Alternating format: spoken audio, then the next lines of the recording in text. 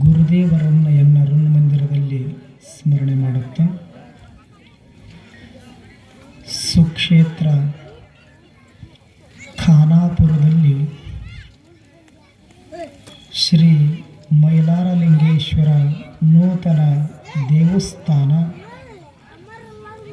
ಹಾಗೂ ಮೂರ್ತಿ ಪ್ರತಿಷ್ಠಾಪನೆ ಕಳಸಾರೋಹಣದ ಈ ಸುಂದರ ಸಂಜೆಯ ಆಧ್ಯಾತ್ಮಿಕ ಪ್ರವಚನ ಕಾರ್ಯಕ್ರಮದಲ್ಲಿ ಪರಮ ಪಾವನ ದಿವ್ಯ ಸಾನ್ನಿಧ್ಯವನ್ನು ವಹಿಸಿಕೊಂಡು ನಿಮ್ಮೆಲ್ಲರಿಗೂ ಆಶೀರ್ವಚನವನ್ನು ದಯಪಾಲಿಸಲಿರುವಂತಹ ತ್ರಿಕಾಲ ಲಿಂಗ ಪೂಜಾನಿಷ್ಠರು, ಕೋಮು ಸೌಹಾರ್ದತೆಯ ಹರಿಕಾರರು, ಶ್ರೇಷ್ಠ ಪರಮ ಅನುಭಾವಿಗಳೂ ಆಗಿರುವಂತಹ ಶಿರಹಟ್ಟಿಯ ಪೀಠಾಧಿಪತಿಗಳಾಗಿರುವಂತಹ ಪರಮ ಪೂಜ್ಯನೀಯರಾದ ಫಕೀರ ಸಿದ್ದರಾಮ ಮಹಾಸ್ವಾಮೀಜಿಯವರ ಪವಿತ್ರ ಶ್ರೀಚರಣಗಳಲ್ಲಿ ಶರಣಾರ್ಥಿಗಳನ್ನು ಸಮರ್ಪಿಸುತ್ತಾ ಇಲ್ಲಿಯವರೆಗೂ ತಮ್ಮೆಲ್ಲರ ಮನಮುಟ್ಟುವಂತೆ ಸಂಗೀತದ ಸುದೆಯನ್ನು ಹರಿಸಿರುವಂತಹ ಉಭಯ ಸಂಗೀತ ಕಲಾಬಳಗದವರಲ್ಲಿ, ಹಿರಿಯರಲ್ಲಿ, ಮಾತೆಯರಲ್ಲಿ, ಮುದ್ದು ಮಕ್ಕಳಲ್ಲಿ ತಮ್ಮೆಲ್ಲರಲ್ಲಿ ಶರಣಾರ್ಥಿಗಳು.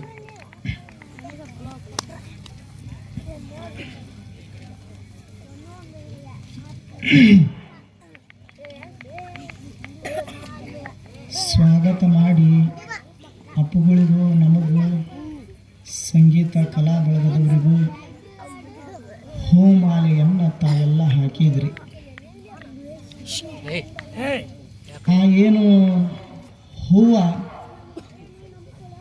ಇರುತ್ತದಲ್ಲ, ಅದು ಹೂವಾಗಿ ಅರಳಲಾರದಕ್ಕಿಂತ ಮೊದಲ ಮೊಗ್ಗಾಗಿತ್ತು. ಆ ಮೊಗ್ಗಿಗೆ ಸೂರ್ಯನ ಹೊಂಗಿರಣದ ಸ್ಪರ್ಶ ಆಗ್ತದೆ. ತತ್ಕ್ಷಣದೊಳಗೆ ಮೊಗ್ಗಾಗಿರುವುದಿಲ್ಲ, ಹೂವಾಗಿ ಅರಳುತ್ತದೆ. ನೋಡುವುದರಲ್ಲಿ ಸುತ್ತಮುತ್ತೆಲ್ಲ ಸುವಾಸವನ್ನು ಹರವಲಿಕ್ಕೆ ಶುರು ಮಾಡುತ್ತದೆ. ತನ್ನ ಸುತ್ತಮುತ್ತ ಪರಿಮಳವನ್ನು ಚೆಲ್ತದೆ. ಅರಳಿದ ಹೂವಿನ ಸಾಮೀಪ್ಯದೊಳಗೆ ಸ್ವಾಮಿಗಳು ಬರಲಿ, ಸಂಸಾರಿಗಳು ಬರಲಿ, ಹಾಡೋರು ಬರಲಿ, ಬಾರಿಸೋರು ಬರಲಿ, ದೊಡ್ಡವರು ಬರಲಿ, ಸಣ್ಣವರು ಬರಲಿ, ಸಿರಿವಂತರು ಬರಲಿ, ಬಡವರು ಬರಲಿ, ಪುರುಷರು ಬರಲಿ, ಸ್ತ್ರೀಯರು ಬರಲಿ, ಭಾರತೀಯರು ಬಂದರೂ ಅಷ್ಟೇ, ಹೊರದೇಶದವರು ಬಂದರೂ ಅಷ್ಟೇ, ಆ ಹೂವಿನ ಸಾಮೀಪ್ಯದೊಳಗೆ ಯಾರು ಬರ್ತಾರೆ ಬಂದವರಿಗೆಲ್ಲರಿಗೂ ಹೂವು ಏನು ಕೊಡ್ತದೆ? ಪರಿಮಳವನ್ನೇ ಕೊಡ್ತದೆ, ಸುವಾಸವನ್ನೇ ಸೂಸ್ತದೆ. ನೀರು ಹಾಕಿದವರಿಗೆ ಅಷ್ಟೇ ಪರಿಮಳ ಕೊಡಬೇಕು, ಹಾಕದೇ ಇರೋರಿಗೆ ಕೊಡಬಾರ್ದಂತ ಅನ್ನೋದಿಲ್ಲದ ಹೂವು. ಅದಕ್ಕೆ ಭಿನ್ನ ಭೇದ ಭಾವ ಒಂದಿಷ್ಟು ಸುಳಿಯುವುದಿಲ್ಲ. ಅಂತಹ ಹೂವು ಸೂರ್ಯನ ಹೊಂಗಿರಣದ ಸ್ಪರ್ಶದಿಂದ ಅರಳಿರುತ್ತದೆ. ಆ ಹೂವನ್ನು ಒಬ್ಬ ಪೂಜಾರಿ ಬಂದು ಕಿತ್ಕೋತಾನೆ. ಈಗೇನು ಮೈಲಾರಲಿಂಗೇಶ್ವರ ದೇವಸ್ಥಾನ ಕಟ್ಟಿರಲ್ಲ, ಆ ಪೂಜಾರಿ ಬಂದು ಅರಳಿದ ಹೂವು ಕಿತ್ಕೋತಾನ, ಒಯ್ದು ಏನು ಮಾಡ್ತಾನ? ಮೈಲಾರಲಿಂಗೇಶ್ವರಿಗೆ ಏರಿಸ್ತಾನ. ಅಲ್ಲಿ ಹೂವು ತನ್ನ ಜೀವನವನ್ನು ಸಾರ್ಥಕಗೊಳಿಸಿಕೊಳ್ಳುತ್ತದೆ. ಆ ಬಳಿಕ ಭಕ್ತರು ಬರ್ತಾರ, ಅರಳಿದ ಹೂವನ್ನು ಕಿತ್ಕೋತಾರ, ತಮ್ಮ ತಮ್ಮ ಇಷ್ಟದ ದೇವರುಗಳಿಗೆ ಒಯ್ದು ಏರಿಸ್ತಾರೆ. ಅಲ್ಲಿ ಹೂವು ಸಾರ್ಥಕತೆಯನ್ನು ಮೆರಿತು ಆ ಬಳಿಕ ನಿಮ್ಮಂಥ ತಾಯಂದಿರು ಮುತ್ತೈದೆಯರು ಬರ್ತಾರ, ಅರಳಿದ ಹೂವನ್ನು ಕಿತ್ಕೋತಾರ, ಮುಡಿ ಒಳಗೆ ಮುಡಿದು ಸಂತೋಷ ಪಡ್ತಾರ. ಅಲ್ಲಿ ಸಹಿತ ಹೂವು ತಾಯಂದಿರಿಗೆಲ್ಲ ಬೇಕಾಯಿತು. ಮುಂಜಾನೆ ಅರಳಿತ್ತು. ಯಾವ ಸೂರ್ಯನ ಹೊಂಗಿರಣದ ಸ್ಪರ್ಶದಿಂದ ಅರಳಿತ್ತೋ ಅದೇ ಸೂರ್ಯ ಸಂಜೆ ಅಸ್ತಂಗತನಾಗುವ ಮುನ್ನ, ಮುಳುಗುವ ಮುನ್ನ ಒಂದು ಕ್ಷಣದೊಳಗೆ ಹೂವು ಬಾಡಿ ಹೋಗಿಬಿಡುತ್ತದೆ. ಮುಂಜಾನೆ ಅರಳ್ತದ, ಸಂಜೆ ಬಾಡಿ ಹೋಗ್ತದೆ. ಮಧ್ಯದೊಳಗೆ ದೇವರಿಗೂ ಬೇಕಾಯಿತು, ಭಕ್ತನಿಗೂ ಬೇಕಾಯಿತು, ಮುತ್ತೈದೆ ತಾಯಂದಿರಿಗೂ ಬೇಕಾಯಿತು, ಎಲ್ಲರಿಗೂ ಬೇಕಾಗುವಂತೆ ಹೂವು ಈ ಜಗತ್ತಿನೊಳಗೆ ಬಾಳಿ ಬದುಕಿತು. ಆದ್ರೆ ಹೂವಿನ ಆಯುಷ್ಯ ಎಷ್ಟು ಹೇಳಿ? ಜಗತ್ತಿನೊಳಗೆ ಹೂವಿನ ಬದುಕು ಎಷ್ಟು ದಿನದ ಬದುಕು? ಕೇವಲ 1 ದಿನದ ಬದುಕು. ಮುಂಜಾನೆ ಅರಳ್ತದ, ಸಂಜೆ ಬಾಡಿ ಹೋಗ್ತದೆ. ಒಂದೇ ದಿವಸ ಕೊಟ್ಟಾನ ದೇವರು ಬದುಕಾಕ ಹೂವಿಗೆ. ಅಂಥ ಹೂವು ಮನುಷ್ಯನಿಗೆ ಪ್ರಶ್ನೆ ಮಾಡುತ್ತದೆ, ಅಲ್ಲೋ ಮನುಷ್ಯನೇ, ನಿನಗೆ 100 ವಸಂತಗಳನ್ನು ಕೊಟ್ಟಾನ, 100 ವರ್ಷ ಕೊಟ್ಟಾನ, ನನಗೆ ಕೇವಲ 1 ದಿವಸ ಮಾತ್ರ ಕೊಟ್ಟಾನ. 1 ದಿವಸ ಹಿಂಗೆ ಬದುಕಿನೆಲ್ಲ ಈ ಜಗತ್ತಿನೊಳಗೆ ನಾನು ನನ್ನನ್ನು ಪ್ರೀತಿಸಲಾರದವರು, ನನ್ನನ್ನು ಪ್ರೇಮ ಮಾಡಲಾರದವರು ಒಬ್ಬರೂ ಇಲ್ಲ ಈ ಜಗತ್ತಿನೊಳಗೆ. ಎಲ್ಲರಿಗೂ ಬೇಕಾಗುವಂಗೆ ಬಾಳಿ ಬದುಕಿದ್ಯಾ? 1 ದಿವಸ ಹಿಂಗೆ ಬದುಕಿದೆ ನಾನು, ನನ್ನ ಬದುಕು ಭವ್ಯ ಆಯಿತು. ನನ್ನ 1 ದಿನದ ಜೀವನ ಸಾರ್ಥಕವಾಯಿತು. ಆದರೆ ನಿನಗೆ 100 ವರ್ಷ ಕೊಟ್ಟನಲ್ಲ, ನೀ ಯಾರಿಗೆ ಬೇಕಾದಿ ಅಂತ ಪ್ರಶ್ನೆ ಮಾಡ್ತದೆ. ಯಾವುದು? ಹೂವು. ಹೂವಿನ ಪ್ರಶ್ನೆಗೆ ನಮ್ಮ ಬಳಿ ಉತ್ತರ ಇಲ್ಲ. ಯಾಕಿಲ್ಲ ಅಂದ್ರೆ ಹೂವಿನಂಗೆ ನಮ್ಮ ಬದುಕಿಲ್ಲ, ಆದ್ದರಿಂದ ಹೂವಿನ ಪ್ರಶ್ನೆಗೆ ಉತ್ತರ ಇಲ್ಲ. ಅಂತಹ ಹೂವಿನ ಪ್ರಶ್ನೆಗೆ ಉತ್ತರವಾಗಿ ಈ ಜಗತ್ತಿನೊಳಗೆ ಯಾರಾದರೂ ಬದುಕಿದವರಿದ್ರೆ ಅವರೇ ಸಂತರು, ಶರಣರು, ಮೈಲಾರ ಲಿಂಗೇಶ್ವರನಂಥವರು, ಶಿರಟ್ಟಿಯ ಫಕೀರೇಶ್ವರ ಮಹಾಗುರುಗಳಂಥವರು ಹೂವಿನಂಗೆ ಈ ಜಗತ್ತಿನೊಳಗೆ ಬಾಳಿ ಬದುಕಿ ಹೋದರು. ಅಂತಹ ಬದುಕು ನಮ್ಮದಾಗಬೇಕಾಗಿತ್ತಂದ್ರೆ ನಾವೇನು ಮಾಡಬೇಕು? ಈಗೇನು 8 ದಿವಸ ಮಾಡ್ತಿರಲ್ಲ, ಇದನ್ನು ಮಾಡಬೇಕು. ಇದನ್ನು ಬಿಟ್ಟರೆ ಮಾಡೋದೇನೈತಿ ಜಗತ್ತಿನೊಳಗೆ? ಏನು ಮಾಡೋದು? ಅಂತಹ ಹೂವಿನಂಥ ಬದುಕು ನಮ್ಮದಾಗಬೇಕಾಗಿತ್ತಂದ್ರೆ ಆಧ್ಯಾತ್ಮಿಕ ಪ್ರವಚನವನ್ನು ಒಂದಿಷ್ಟು ಕೇಳೋದು. ಹಾಗಾದ್ರೆ ಆಧ್ಯಾತ್ಮಿಕ ಪ್ರವಚನ ಅಂದ್ರೇನು? ಆಧ್ಯಾತ್ಮ ಅಂದರೆ ಇಷ್ಟೇ, ಅಧಿಕ್ ಆತ್ಮ ಬರೋಬರಿ ಆಧ್ಯಾತ್ಮ. ಅದಿ ಅಂದ್ರೆ ಮೂಲ, ಆತ್ಮ ಅಂದ್ರೆ ಯಾವಾಗಲೂ ಇರುವಂಥದ್ದು. ಒಂದು ಕಾಲಕ್ಕದ ಮತ್ತೊಂದು ಕಾಲಕ್ಕೆ ಇಲ್ಲಂತ ಹಾಗೇನಿಲ್ಲ. ಮುಂಜಾನೆ ಅದ ಸಂಜೆಗಿಲ್ಲ ಅಂತೇನಿಲ್ಲ. ತ್ರಿಕಾಲಾಭಾದಿತಂ ಸತ್, ಅದು ಯಾವಾಗಲೂ ಇರುವಂಥದ್ದು. ಈ ಜಗತ್ತು ಸೃಷ್ಟಿ ಆಗಲಾರದಕ್ಕಿಂತ ಮೊದಲು ಇತ್ತು, ಈಗೂ ನಮ್ಮ ಜೊತೆಗೆ ಅದ. ನಾವು ಹೋದ ಬಳಿಕೂ ಅದು ಕಾಯಂ ಇರ್ತದಲ್ಲ. ಅದಕ್ಕೆ ಸತ್ಯ ವಸ್ತು ಅಂತ ಕರೀತಾರೆ, ಅದಕ್ಕೆ ಪರವಸ್ತು ಅಂತ ಕರೀತಾರೆ, ಅದಕ್ಕೆ ಪರಮಾತ್ಮ ಅಂತ ಕರೀತಾರೆ, ಆತ್ಮ ವಸ್ತು ಅಂತ ಕರೀತಾರೆ. ವೇದಾಂತಿಗಳು ಪರಬ್ರಹ್ಮ ಅಂತ ಕರೀತಾರೆ, ಸಂತರು ಶರಣರು ದೇವರ ಅಂತ ಕರೀತಾರೆ. ನೀವು ಯಾವುದು ಯಾಕೆ ಕರೀರಿ, ಅದು ಮಾತ್ರ ಯಾವಾಗಲೂ ಇರೋದು ಅದು ಒಂದೇ. ನಿಮಗೆ ತಿಳಿವಂಗೆ ಹೇಳ್ಬೇಕಂದ್ರೆ ಹಳೆಯ ಅಂದ್ರ ಅಟ್ಟ ಅಂತಿರಲ್ಲ, ಹಂಗೆ ಪರವಸ್ತು ಅಂದರೂ ಅದೇ, ಸತ್ಯವಸ್ತು ಅಂದರೂ ಅದೇ, ಪರಬ್ರಹ್ಮ ಅಂದರೂ ಅದೇ, ದೇವರಂದ್ರು ಅದೇ. ಅದು ಯಾವಾಗಲೂ ಇರುವಂಥದ್ದು. ಎಲ್ಲದದು? ಆತ್ಮ ನಮ್ಮ ಒಳಗದ, ಆದ್ರೆ ಯಾರ ಕಣ್ಣಿಗೂ ಕಾಣಲಾರದಂಗದ. ಈಗ ಸಕ್ರೆ ನೋಡಿರಲ್ಲ, ಸಕ್ರೆ ಒಳಗೇನದ? ಸಿಹಿ ಅದ. ಸಕ್ರೆ ಕಣ್ಣಿಗೆ ಕಾಣಿಸ್ತದ, ಸಿಹಿ ಕಾಣೋದಿಲ್ಲ. ಹಾಗೆ ಶರೀರ ಕಾಣಿಸ್ತದ, ಶರೀರದೊಳಗೊಂದು ಆತ್ಮದಲ್ಲ, ಕಣ್ಣಿಗೆ ಕಾಣೋದಿಲ್ಲ. ಅಂತಹ ಆತ್ಮದ ಮೂಲ ಯಾವುದಂದ್ರೆ ಪರಮಾತ್ಮ. ಆ ಪರಮಾತ್ಮನನ್ನು ಅರಿಯುವುದೇ, ತಿಳಿಯುವುದೇ, ಅನುಭವಿಸುವುದೇ ಏನು? ಆಧ್ಯಾತ್ಮ. ಅಂತಹ ಆಧ್ಯಾತ್ಮವನ್ನು ನಾವು ಅನುಭವಿಸಬೇಕಾಗಿತ್ತು, ತಿಳ್ಕೋಬೇಕಾಗಿತ್ತು ಅಂದ್ರೆ ನಮ್ಮನ್ನು ನಾವು ತಿಳ್ಕೋಬೇಕಾಗಿತ್ತು. ನಮ್ಮ ಸ್ವರೂಪದ ಜ್ಞಾನವನ್ನು, ಯಥಾರ್ಥ ಜ್ಞಾನವನ್ನು ತಿಳ್ಕೋಬೇಕಾಗಿತ್ತು. ಅಂದ್ರೆ ಒಂದಿಷ್ಟು ಪ್ರವಚನವನ್ನು ಕೇಳಬೇಕು. ಪ್ರವಚನ ಅಂದ್ರೇನು?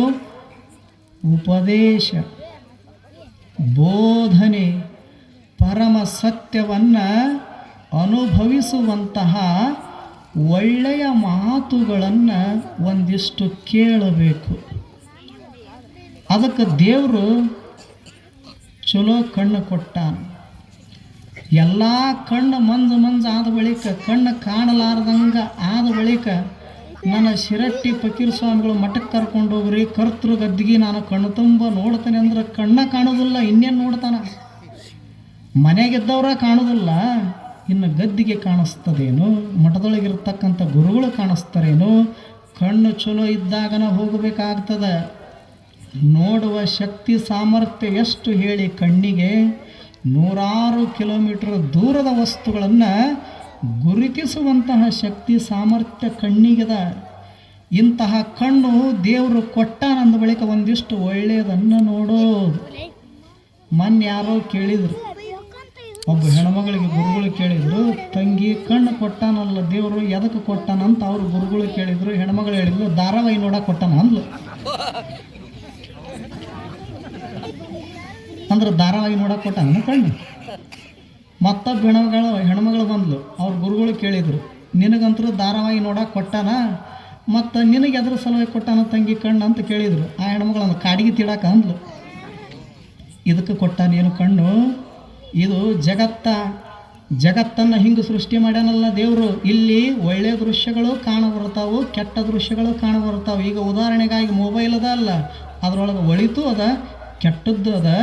ನೀನು ಹೆಂಗೆ ಬಳಸ್ಕೋತಿದ್ದಿ ಹಂಗೆ ನಿನ್ನ ಬದುಕು ಸುಂದರ ಆಗ್ತದೆ. ಸರಿಯಾಗಿ ಬಳಸಿದಿ ನೀನು, ಸರಿಯಾದ ಮಾರ್ಗದೊಳಗೆ ನಿನ್ನನ್ನು ನಡೆಸ್ತದೆ. ನೀನು ಅದನ್ನು ಬಳಸಾಕ ಬರಲಾರ್ದಂಗೆ, ನಿನಗೆ ತಿಳಿದಂಗೆ ನೀನು ಕೆಟ್ಟ ಮಾರ್ಗದೊಳಗೆ ಬಳಸಿದೆ ಅಂದ್ರೆ ಕೆಟ್ಟ ಹಾದಿ ಹಿಡಿಸ್ತದೆ. ಹಾಗೆ ಇಲ್ಲಿ ಜಗತ್ತಿನೊಳಗೆ ಒಳ್ಳೆಯ ದೃಶ್ಯಗಳು, ಕೆಟ್ಟ ದೃಶ್ಯಗಳು ಎಲ್ಲವೂ ತುಂಬ್ಯಾವು. ಆದ್ರೆ ದೇವ್ರ ಕಣ್ಣು ಎದಕ್ಕೆ ಕೊಟ್ಟಾನ? ಒಳ್ಳೆಯದನ್ನು ನೋಡು, ಕೆಟ್ಟದ್ದನ್ನು ನೋಡಾಕ ಹೋಗಬೇಡ. ಅದಕ್ಕೆ ದೇವ್ರ ಕಣ್ಣು ಕೊಟ್ಟಿದ್ದು ಕಾಡಿಗೆ ತಿಡಾಕಲ್ಲ, ಧಾರಾವಾಹಿ ನೋಡಾಕಲ್ಲ. ಊರಾಗ ಒಬ್ಬ ಮಹಾನುಭಾವಿಗಳು, ಇಂಥ ಜಗದ್ಗುರುಗಳು ಬಂದಾರಂದ ಬಳಿಕ ಮನ್ಯಾಗ ಕೂತ್ರಪ್ಪ ಅಂದ್ರೆ ಬದುಕಂತಾರೇನು?